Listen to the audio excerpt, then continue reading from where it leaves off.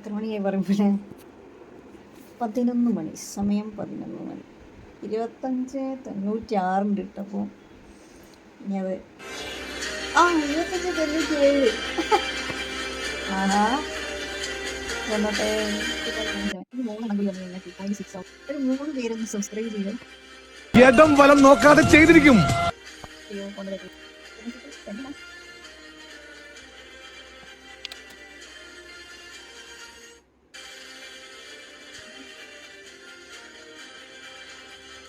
ഇവിടെ പോയി സബ്സ്ക്രൈബേഴ്സ്